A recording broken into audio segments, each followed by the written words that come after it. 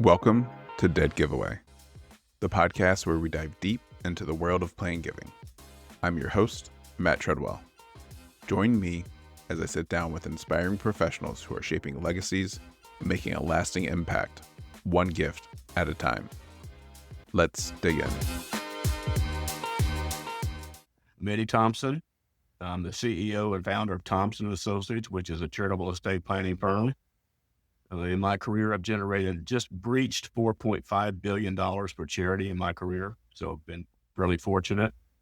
Someone asked how you do that. So you get $100 million every year for 47 years and you'll get there. That's how you do it. Break it down into small steps. Near the end of my career, I'm not in a hurry to retire because I love what I do. And I love sharing with people. I love helping people. That's why I keep doing what I do. Great. So first question I like to start off with is, how did you get into philanthropy? I was doing a little background research on you and I saw that you had a doctorate in higher ed. So how did you go from that doctorate to philanthropy? I really thought I was going to be a university president. That's for my goals. I had accounting as a major. My two masters had nothing to do with accounting. That was funny. My doctorate didn't. I didn't think, because I came in it through the back door. I think it was true of a lot of us in gift planning. I just had finished my classwork on my doctorate. I was getting ready to write a dissertation. And I did my doctorate at Vanderbilt. And Vanderbilt was hosting, in the late 70s, early 80s, meetings of university presidents. And when we hosted this conference, we were experiencing in the United States hyperinflation. And to set the context, Cheryl and I bought our first house and we had excellent credit. So our mortgage interest rate was 19.2%. Credit card interest rates were 37 to 39%. CDs were paying 16 to 18%. So we're in a period of hyperinflation.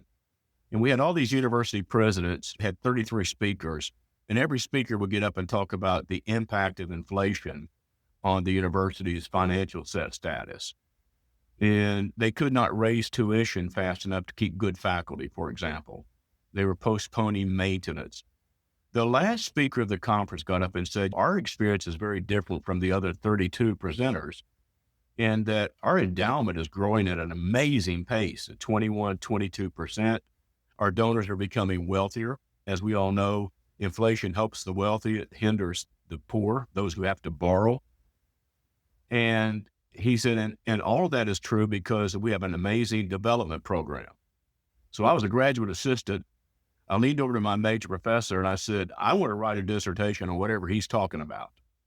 And so I wrote a dissertation contrasting 13 of the most successful universities in the country in fundraising, the 13 average. What made the exceptional? And it was quite an interesting study in finding out who were the exceptional, who were those who really excelled at this. And I found a little university in Los Angeles called Pomona College. And Pomona College, even though I think they only have 1,200 students, it's very small, had something like the 25th largest endowment. I don't remember exactly what the numbers were. I had to visit them. So I sat down with a gentleman who was the CDO, and I said, what do you know that nobody else knows that's made you successful? And we were sitting at a McDonald's and he took out a napkin and he drew an oval. And then in the oval, he wrote two initials, DI. He started drawing all these arrows towards the oval. He had 25 or 30 arrows as he was talking. And he said, Eddie, most nonprofits, in fact, almost all nonprofits, ask donors to make gifts out of discretionary income. And they're competing with all these other charities, which were the other arrows. And he also said going out to Captain D's on Friday night for supper or something, a movie theater or something. Then he drew a box, and in the box, he wrote two initials, NW. He said, Eddie, you look, the great organizations emphasize gifts of net worth. And he said, nobody else is doing that. We have for 25 years, and look at our endowment. And as I was on the plane coming back from Los Angeles, I live in Nashville, and I lived in Nashville and I was going to Vandy. I thought about, why does it have to be one or the other? Why can't it be both? Now, then I discovered that we got a telephone call from an attorney saying Mrs. Smith has died, and we all looked at each other saying, who's Mrs. Smith? because she was leaving us $100,000. Went and looked up her records, and she gave us, I can't remember what, $50 a year for year after year for 25 or 30 years. She was making blended gifts before we ever knew the nomenclature. So I backed into gift planning, even though I spent most of my energy and resources on major gifts and annual gifts and successful structures and methods. Then I kept coming back to the single biggest change you can make to be incredibly successful as a non-for-profit is to invest in gift planning. Then I discovered that most big gifts come out of the estate planning process. It is almost always from the efforts of an attorney or an investment advisor or an accountant. So we know that 3/4 of all planned gifts are proposed by allied professionals, attorneys, accountants, and investment advisors, not from those of us in the nonprofit world who ask for these gifts. And so that's why I shifted not just from doing gift planning, but to estate planning, charitable estate planning. Does that explain how we got here to where we are? Yeah. So a couple of things there. So you said you were doing a lot of major gift stuff, and you talked about how you saw these trends and it moved you to the planned giving side. How was that transition for you going from major gifts to planned giving? Were you able to do that all in the same environment, or did you have to move? How did that work? Well, two things. One of the other things I discovered in my dissertation are the most successful fundraising shops. Their major gift officers spend 70% to 80% of their time with donors, where the average major gift officer in most nonprofits spend about 10 to 11%. So if you want to dramatically increase your giving or the donor's giving, you can't control when a donor gives or how much they give. You can't control your activities. And so the question becomes, what do we need to change in order for major gift officers to spend 70% of their time with donors? Because they wear too many hats. You know that right. As well as I do. They got all these committees they're on. They got special events. And so I went to my boss. I was working for a university. And I said, can we try something for 6 months? And if it doesn't work, we'll both say it was a failure. But can I come in Monday mornings and then not come back in until Friday afternoon and let me spend the rest of my time with donors? And so the list I had, and this is not a visual presentation, but you can see I'm holding in my hand a piece of butcher paper that is dated January the 1st, 1981. That's before you were born, right? Yes. I probably shouldn't have brought that up. But in it, if I could, it's so torn, I don't even open it anymore, but it has every donor in my portfolio and what I would do with every donor in my portfolio every month. And the largest gift from this list that I'm showing you was $10,000. Okay. So the largest gift from anybody on this list, it was 124. Can't believe I remember that, was $10,000. The total giving from this, lifetime giving, was $120,000. Now that was 1981 when I got that list. By 1986, that list and the amount of giving from that list rose to $52 million. Wow. And it was purely allowing me to get out of the office and spend time with donors, because great fundraising is like banking. You have to make a number of deposits before you make a withdrawal. In too many organizations, those deposits are meeting with donors, building relationships. And too many nonprofits spend their time and energy on office details rather than out building relationships. And I focused on building relationships. What I realized really early on was that I could not control when a donor gave or how much they gave. The only real thing I could control was my schedule. And that if I could get my boss to let me spend time with donors, I could raise a lot more money. And that big gifts happen over time. So I have no idea how many hours I spent. Well, the largest gift I got during that period was $12.6 million. That was a lot of money in 80, whatever that would have been, 83. It's a lot of money now, but in 83, right after hyperinflation, 12,600,000 was a lot of money. And it took me 5 years to build that relationship. I've taken him out to eat catfish, which I don't care for catfish, but every 2 or 3 months I'd take him to eat catfish. It takes time, which says a couple of things. One is that we can't keep having this turnover.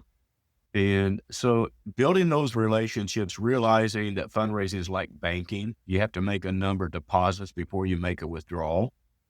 And just showing up at a bank and asking to make a withdrawal before you make deposits would never work. It's true in fundraising too, that you have to build relationships. If you're serious about raising money, you got to build a lot of relationships. And you got to keep filling that pipeline. That's the other thing we see as a major. If I give you one other illustration, I worked with a nonprofit recently that had 22,000 donors the previous year. They had 5 major gift officers. Those 5 major gift officers made 608 visits that previous year, but only to 201 donors. So they saw 201 donors 3 times. So what's the challenge with that? They're going to lose that 200, either through death or whatever it might be, the circumstance. My question is, what are you doing for the other 21,800? And how many of those major donors do you have in that 21,800 that you're never going to call on because your staff is too busy, wearing too many hats on things that don't matter? So that's really what came out of my dissertation, and the demand. I think the other thing too that came out of it is to demand of your self-excellence, to set your own expectations of what quality work looks like. Don't wait on a supervisor to tell you what excellence looks like. Don't wait on a supervisor to tell you what to do. You know what to do. Go do it. So they got to be self-starters. I wanted to ask you, especially since you showed me I think you called it your original CRM from 1981. Yeah. How was the move from all that paper to a more digital world? Like, I know in our shop, we're still doing a lot where we are trying to digitize old files, and there's a lot of things that go with that, like going back and making sure that gift agreements are something that we can still use today. Right. But like, how was that transition? I'm guessing it was slowly over time, but how did you view that transition as it was happening? As you look back on the transition, how do you view all that? I'm not a very good technical person, to be honest with you. Fortunately, I have people around me who are, and that's been true my whole career. I know my limitations. However, we are, and our company are just on the precipice of being paperless. We are internally, but with our planning process, we've historically produced a lot of paper. We're getting away from that. I find it freeing, to be honest with you. I get tired. Last week with my client meetings, I had 53 donor meetings last week. So I had 53 files of all types of records. And I got tired of hauling. I'm old and grumpy, and I don't like hauling a bunch of weight around anymore. And so I find that technology, it is a blessing and a curse. I think we rely too much on technology when it comes to building relationships. It's, you got to get out of the office. I'm a firm believer that computers don't raise a lot of money. People raise money, and people give to people. People don't give to build an endowment. They don't give to build a building. They give to help people, and sometimes it takes an endowment. Sometimes it takes a building. I think I'm a little concerned that we're losing touch with donors. And that is the number one reason donors cease to give to a nonprofit. They've lost the relationship. They tell us that. We don't have to speculate or guess. And I remember my wife seldom comes to listen to me speak. I find that curious, by the way. But she doesn't go to hear me speak. I do a lot of presentations every year. And she went one time to a presentation I gave out in California, in San Diego. And she got in the car and she said, "You lied today." And I said, "I lied? What did I lie about?" She said, "You said Vanderbilt never has asked you for a gift." I said, "They haven't." She said, "Eddie, they send you something every month in the mail." So what was my takeaway is that I didn't feel like that's asking me for money. And I think that's true of a lot of our donors. They give to their friends. And I was not a friend with the postmaster or the person who delivered my mail. And I give to where I have relationships, not where I have acquaintances. There's a big difference between those two. My biggest thing is that technology can be a great tool. I'm trying to figure out how to use AI. I tried recently to go to AI and ask to explain a blended gift. And it came back and actually thought it was pretty good, pretty accurate, but it doesn't tell the story like you could do in a conversation. So we may use technical things to supplement what we do, but it can never replace us in our relationships. Before we move out of like your career journey, I did have a couple more questions. When you were getting ready to start your company, how did you approach that? What made you do that? Because you were working at a big shop as, if I remember correctly, the vice president of institutional advancement. So what was the decision process to move out and start Thompson Associates? It's one of those negative experiences and mistakes we don't like to admit, but I'll admit it with you. I went to call on a donor, and in those days, we had a continuous speed dot matrix printer. And I'd printed 80 pages of material describing a charitable remainder unit trust, Intervivals Trust. And I'm sitting down with this donor who was one of our wealthiest donors. And I had the document on the coffee table in front of me, and I hadn't even detached the papers. They were still all connected. All 80 pages were still. Man, that's embarrassing to admit, but that's when I was flipping through those pages, and I was so excited. I was enthusiastic, and I looked over after I took a breath, after about 15, 20 minutes, on page about 37, I looked over, and he was leaning back away from me on the couch, and I said, do you have called him by his name, said, do you have any questions? He goes, no, I have no questions. I said, what do you think about what I've suggested so far? And he goes, Eddie, all you care about is my money. And I don't know why that hit me so hard, but it really hit me hard. And here's a man I respected, very prominent in Nashville, very wealthy. And he had just solidly got my attention. And so I told him, I said, Mr. Yearwood was his name, Mr. Yearwood, I'll never do this again. I will never come back where it's just about money. And so I went and got in the elevator. He lived in this high-rise penthouse.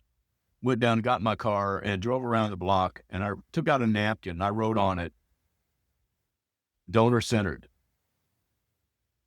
And I said, no matter where this takes me in my career, I will never put the nonprofit ahead of the donor. And so I started feeling guilty because that was my job, was to get the money. My job was to put the nonprofit in the forefront rather than the donor. The donor was going to provide what the university needed. That was my job.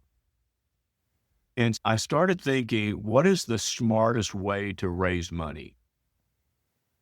And the more I thought about it, I realized it was through the estate planning process.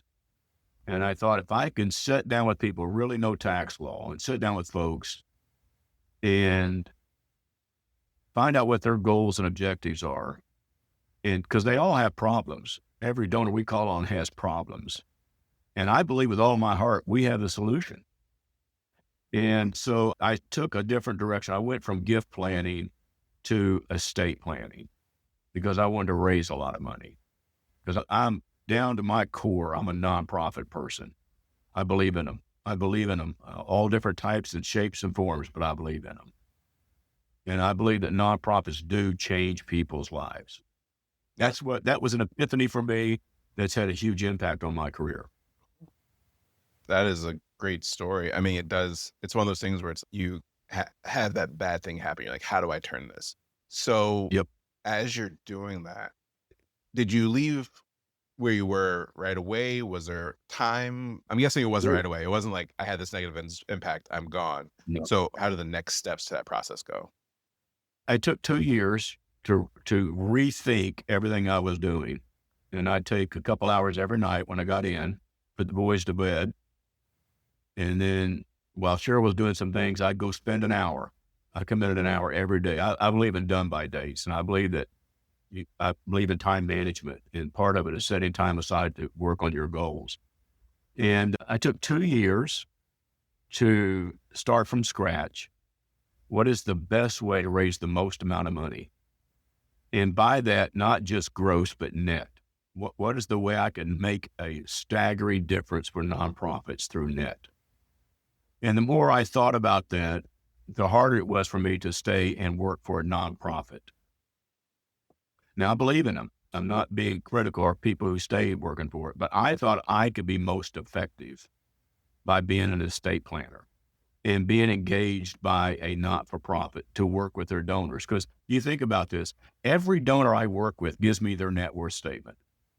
Now, think about how many donors you worked with who've given you their net worth statement. It's rare, isn't it? Yeah.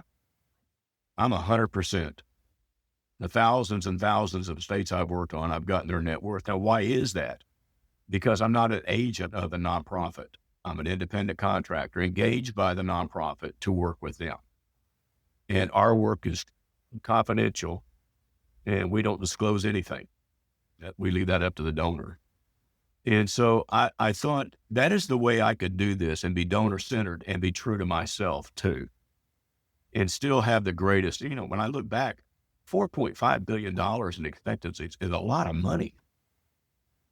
And it's taken 45 years to do that, but I couldn't have done it working as a representative of the not-for-profit. I had to get out of that mold. And yet, that's our job. That's your job, to represent the university and go get those gifts. Changing directions a little bit. Who mentored you, and how did you make the connection with your mentors as you were coming up in the field? My mentors were people like Charles Schultz at Crescendo, Mark Carmichael at R&R Newkirk. But the truth, this is weird to say this, but it's the truth. It's what I believe, at least. It was the donors. I learned a lot more from donors than they learned from me. Now, they learned some technical things, how the law works, but they taught me so much more than I ever taught them. And so while I would say Charles, Mark, Don Elliott, which you wouldn't know, but he ran the program at Vanderbilt for years and years, along with Dave Alexander, they taught me a lot. But I would honestly have to say I learned more from donors as mentors than from any other peer or professional. I know some of those lessons that you learned from donors were the donor-centric one that you just told us. What are some of the other lessons that you learned from your donors? I was a lot better when I observed I had 2 eyes, 2 ears, 1 mouth, used them accordingly. I learned the less I talked, the more successful I became. But when you speak with information that's impactful, which is not necessarily about money. It's about relationships. And when you think about the percent of people who are baby boomers today, I don't know if you saw that statistic from Bank of America study back in 2017 that 36% of baby boomers do not plan to leave any inheritance to heirs, that don't plan to leave the majority. And Northwest Mutual study just came out where only 22% of baby boomers believe they're going to leave anything to their heirs for a lot of different reasons. They didn't break down all the reasons. When you think about it in those terms, sitting down with people and saying, what do you want to do? And how can I help you do that? Whether it includes the nonprofit and the estate plan or not, we're better served by being a servant to them than a servant to the nonprofit. That is so hard to do, though, isn't it? Because where's our paycheck come from? What does our bosses expect? So I think one of the keys to success is finding a boss who gets it. Work there. And your career will accelerate, and the meaning coming out of your employment is much deeper, much richer, much more fulfilling, that you're changing lives, not only for those who are serviced by the not-for-profit, but by the donors as well. And whatever is that philanthropic economy is the way I look at it, where everybody benefits from the gift. The donor benefits because you've seen that. They thank you for taking the gift, right? How amazing is that? And then you benefit, as does the nonprofit, but those you serve benefit too. So $1 divided by 3 ways still equals $3. Pretty amazing. So when I look back and how I just backed into this career, I'm so incredibly thankful. Oh, I'm thankful. I love what I do. You talked about finding a boss that gets it. You are the boss that gets it. So how do you instill that understanding into your employees? How do you build that culture within your organization as you're trying to show? I know part of it is showing by doing, but sometimes people don't necessarily see it. So how do you build that culture within your organization? One, you can do it structurally.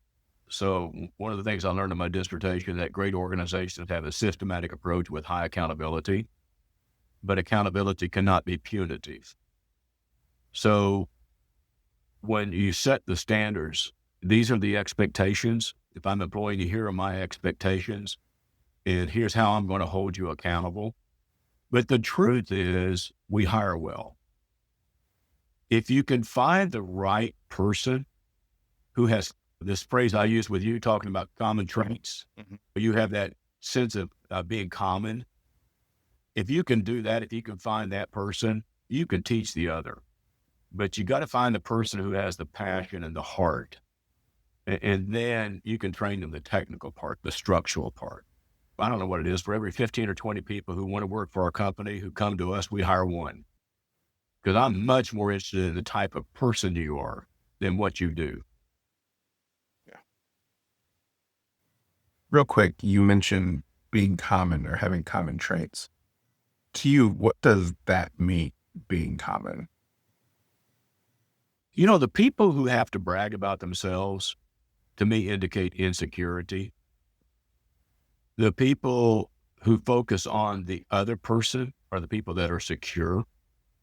And with that security comes some common, with the background, the derivation of the word is unity, where you can unify with a person, you can hold relationships in common, where you don't have to be the most important person in the room. You don't have to be the most knowledgeable in the room. I find that for example, I never share my bio with planning clients. I don't want them to focus on me and what I have achieved. I want to focus on who they are and what they've achieved. So being common is the ability to put the other person with you, but in front of you, if that makes any sense. So that ability to be common, down to earth, unpretentious, warm-hearted, and secure. Person who has those characteristics, those qualities, are awesome fundraisers because they innately put the donor first, even if they're being paid by a not-for-profit. And that person is a gift to society. I'm going to turn this a little bit to something a little bit more fun. What was the most fun or interesting gift that you've worked on in your career? Wow. The most fun. Yeah. Interesting. I normally wouldn't bring this up, but bull semen. Yeah, that was my reaction with the donor meeting. They wanted to make a gift of bull semen to a university that was worth a lot of money. Who would have thought? So was this for like breeding? It has to be for breeding purposes, right? Yeah, okay. It was. We're looking at like a land grant institution type thing. Yes. How? Yeah, that's not all I really want to get into details on all of that. That's perfectly fine. That was the most unique, I would have to say. How does that come up? Does the donor say, hey, okay, so I guess I'm thinking now of something that I can more relate to with like purebred dogs. I'm guessing it's something similar to that. Yeah. Okay. Yeah. So the This donor was evidently a prize bull. And I wasn't raised as a farmer, so all of this was way beyond my knowledge and experience, to be really honest with you. Except it was a gift. And how do you value that gift? We had to get outside appraisals. I mean, think about all the steps we had to go through, of which I knew none of it, to be honest with you. I mean, I understand how you got to get appraisals and all that. But where you go, where you get a guy to praise the value of semen, bull semen. It was a whole new experience. And I guess, does that gift differ based on the amount of like calves that are born? This is TMI, but volume, let's just say there's different ways to appraise it. And I was not knowledgeable of any of them. That is. Yeah, it was. If you asked the question, that was the answer. But that's what we're trying to find here. There's always some random gift that no one else has thought of or done, and someone has done it. And that is fascinating. As we're closing in on the end of our time together, just wanted to ask, who is in your phone that you would love to hear on this podcast? Oh, wow. Oh, my goodness. I've got a long list, to be honest with you. I would want Emil Kalina, who may be one of the sharpest minds in our industry.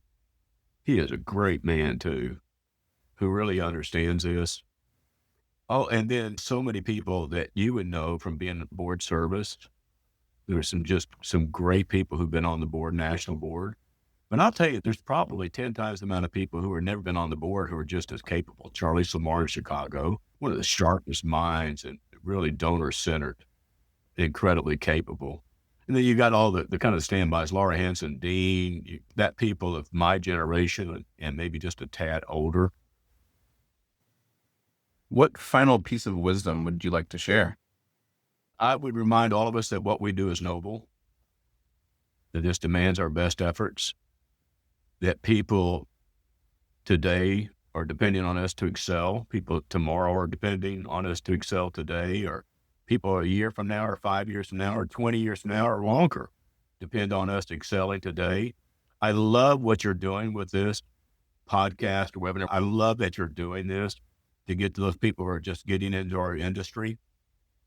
I would encourage them to commit to it, to believe in it.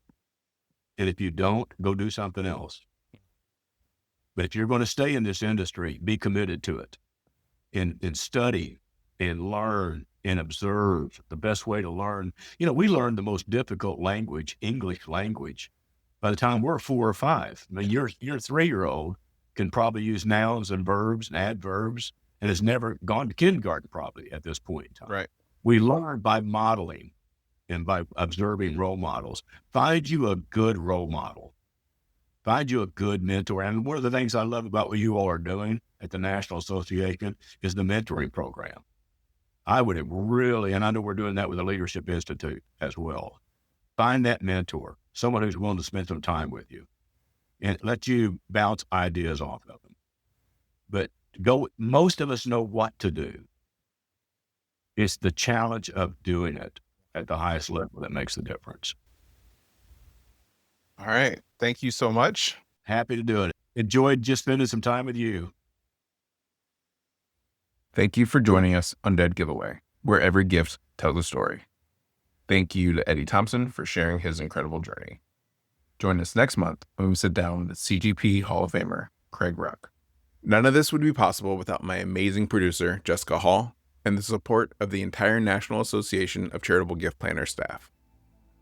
If you enjoyed today's conversation, please share the show and subscribe so you never miss an episode. Thanks again for listening to Dead Giveaway, where generosity lives on.